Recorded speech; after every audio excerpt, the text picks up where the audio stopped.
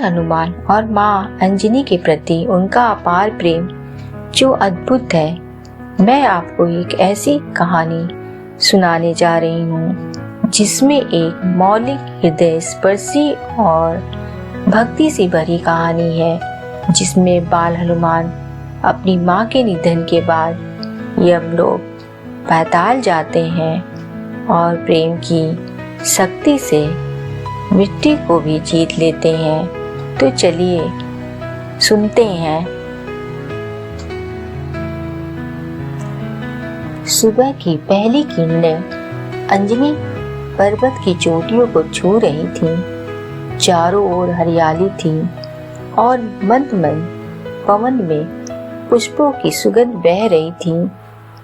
अंजनी माता अपने आंगन में तुलसी पर जल चढ़ा रही थी। उनके पीछे एक नन्हा बालक दौड़ता चला आ रहा था, वही जो पूरी सृष्टि का आनंद था, पर जिनकी मासूम आंखों में अग्नि और आकाश दोनों समाये थे। बाल हनुमान ने अपनी माँ से कहा, माँ देखो, ये आम मैंने खुद तोड़ा। हनुमान ने अपनी छोटी हथेली में एक पका हुआ आम अंजनी माता को दिया। अंजनी मुस्कुराई, बेटा तू तो स्वयं वायु पुत्र है, लेकिन तू इतना शरारती क्यों है? हनुमान ने मासूमियत से कहा, क्योंकि मैं तुम्हारा बेटा हूँ माँ, और तुम्हारी हंसी देखना मुझे सबसे प्यारा लगता है। माँ हंसी। बालक उनके आंचल में सिमट गया। वह रोज सुबह माँ के चरणों में बैठकर पूछता, माँ, क्या भगवान शिव भी ऐसे ही किसी से प्रेम करते हैं जैसे मैं तुमसे करता हूँ? अंजनी माता कहती, हाँ बेटा, जब शिव माता पार्वती को देखते हैं तो उनकी आंखों में भी वही प्रेम झलकता है जो तुम्हारे में है। इस पर हनुमान बोलते हैं, तो फिर मैं भी वैसा ही बनूंगा माँ, जो प्रेम से संसार जीत ले। माँ ने उनके माथे को चूमा, तू तो पहले ही मेरे संसार का ब्रह्मा है बेटा। दिन बीतते गए, हनुमान की शरारतें भी बढ़ती गईं। कभी वे सुर को फल समझकर छलांग लगाते, तो कभी पेड़ों से झूलते हुए पक्षियों से बातें करते, लेकिन शाम होते ही वे माँ की गोद में लौट आते। वहाँ उन्हें शांति मिलती थी, मानो पूरी सृष्टि वहीं समा गई हो। माँ का आंचल उनके लिए कैलाश पर्वत था, जहाँ हर दुख मिट जाता था। एक दिन वन में अजीब सी खामोशी छा गई। वायुदेव ने भी अपने वेग को रोक लिया था। अंजनी माता के मुख का तेज फीका पड़ने लगा। वह जानती थी अब उनकी आयु पूरी हो चुकी है। उन्होंने वायुदेव को बुलाया, देव, मेरे पुत्र को संभालना, वो बहुत भोला है। वायुदेव बोले, देवी हनुमान, वे तो देवदत्त हैं, वे स्वयं शक्तियों के अधिपति हैं। अंजनी ने धीरे से मुस्कुराते हुए कहा, देवदत्त तो उनमें होगा, पर मेरे लिए वह केवल मेरा लाल है। ये कहकर अंजनी माता ने अंतिम बार हनुमान का नाम लिया और उनकी सांसें थम गई। वायुदेव ने हवा को रोक लिया। अब कोई पत्ता भी नहीं हिल रहा था। सारी प्रकृति मौन हो गई थी। बाल हनुमान खेलते हुए आए। माँ देखो, मैं आज हवा में उड़ गया। पर माँ मौन थी। हनुमान ने पुकारा, माँ उठो ना, माँ, वह हिली नहीं।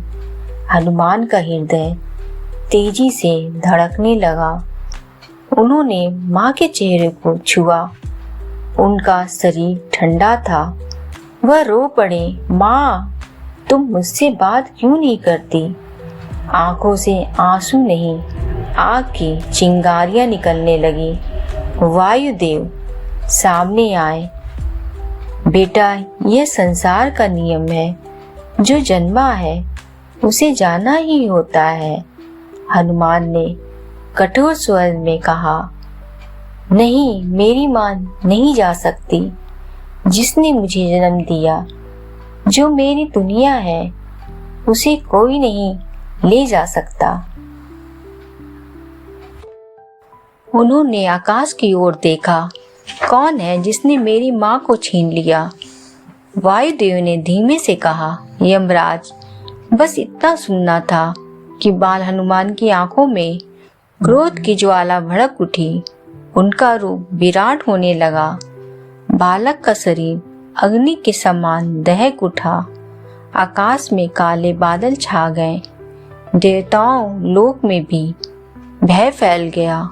वायु थम गई। अग्नि कांप उठी।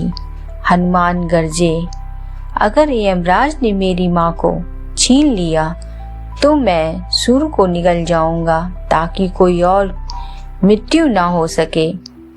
उन्होंने आकाश की ओर छलांग लगाई। एक ही कूद में वे नवमंडल पार कर सूर्य तक पहुंच गए। सूर्य तेज से जल रहा था। हनुमान बोले, रुको, अब कोई नहीं मरेगा। और उन्होंने सूर्य को अपने मुख में भर लिया। पूरा ब्रह्मांड अंधकार में डूब गया। देवताओं, ऋषि, असुर सब भयभीत हो गए। प्रकृति थम गई।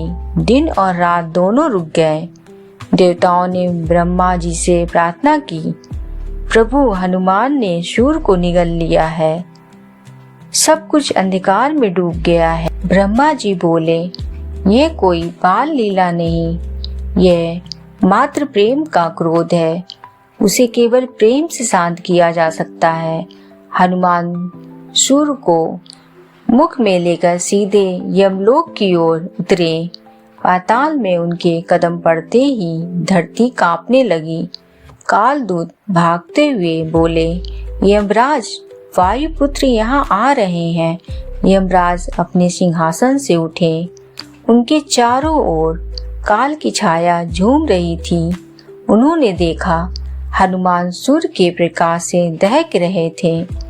हनुमान ने गर्जना की, कहा, हे यमराज, मेरी माँ को लौटा दो।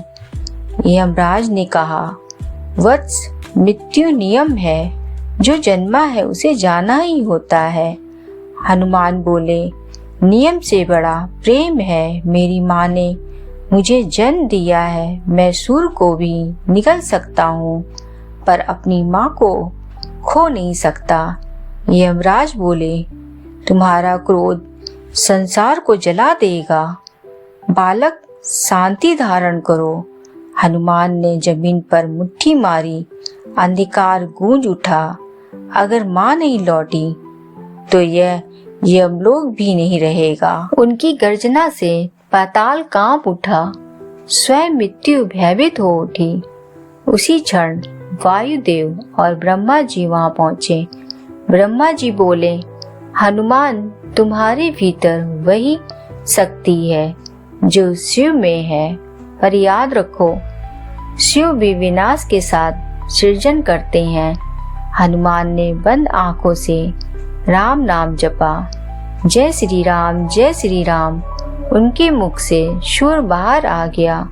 प्रकाश लौट आया, लेकिन हनुमान अब भी मौन थे। माँ के बिना यह प्रकाश भी शून्य है। तभी आकाश से दिव्य स्वर गूंजा, हनुमान। वह स्वर अंजनी माता का था। उनका रूप प्रकट हुआ, दीप्तिमान, उज्जवल और मात्र प्रेम से भरा। हनुमान दौड़कर उनकी गोद में गिर पड़े। माँ, तुम लौट आई। अंजनी ने आंचल फैलाकर उन्हें समेट लिया। बेटा, मृत्यु मुझे छू नहीं सकी, क्योंकि तुम्हारे प्रेम ने यम को भी बांध लिया। यमराज आगे आए और बोले, हनुमान, आज मैंने भी सीखा, मृत्यु का कोई अर्थ नहीं जब प्रेम जीवित हो। उन्होंने प्रणाम किया और कहा, तुम्हारी माँ पृथ्वी पर लौटेगी, क्योंकि यह पुत्र और माँ का प्रेम अमर है। हनुमान माँ का हाथ थामे आकाश की ओर बढ़े। देवताओं ने पुष्प वर्षा की। वायुदेव ने गर्व से कहा, यह वायु पुत्र नहीं, यह प्रेम पुत्र है। अंजनी माता ने मुस्कुराते हुए कहा, बेटा, तेरा प्रेम वही है जो देवतत्व से बड़ा है। हनुमान ने उनके चरणों में सिर रख, माँ, जब तक सूरज चमकेगा तब तक मेरा नाम तेरे साथ रहेगा, और अगर कभी दुनिया अंधकार में डूबेगी तो मैं फिर सूर्य निगल लूंगा, ताकि लोग समझें कि प्रेम अंधकार से भी बड़ा है। यह कथा केवल भक्ति ही नहीं बल्कि उस अद्भुत मात्र प्रेम की है जो मृत्यु, समय और नियम सब पर विजय पा लेता है। हनुमान ने सिद्ध किया कि जहाँ प्रेम है वहाँ मृत्यु का कोई अस्तित्व नहीं। हर हर महादेव। जय अंजनी पुत्र, जय श्री हनुमान।